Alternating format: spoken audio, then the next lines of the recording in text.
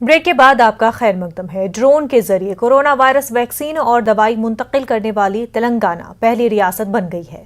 हुकूमत तेलंगाना ने इस तरीक़ेकार को मेडिसिन फ्रॉम द स्काई नाम दिया है। इस प्रोग्राम के तहत फजा से कोरोना के टीके और दवाइयां पहुंचाने के लिए ड्रोन टेक्नोलॉजी का इस्तेमाल किया गया।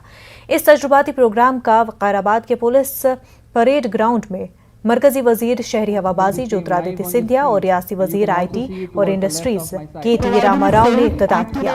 Medicine from the sky programme के जरिए हंगामी हालात में अद्वियात और टीके दूर दराज इलाकों तक पहुंचाने के लिए ये प्रोग्राम शुरू किया गया है, जिससे वक्त की काफ़ी बचत होगी और ट्रैफिक का कोई मसला नहीं होगा।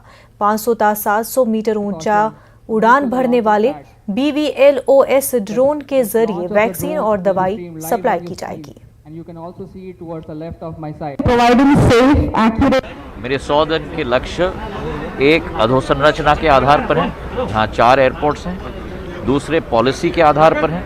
उदाहरण के तौर पर जो ड्रोन पॉलिसी हम लोग ने घोषित की है, EBCAS और EGCA की जो पॉलिसी है, 8 मुद्दे उस पर है और 4 मुद्दे रिफॉर्म के आधार पर। तो ये 16 मुद्दों का एक 100 दिन का कावियाद मैंने बनवाया है।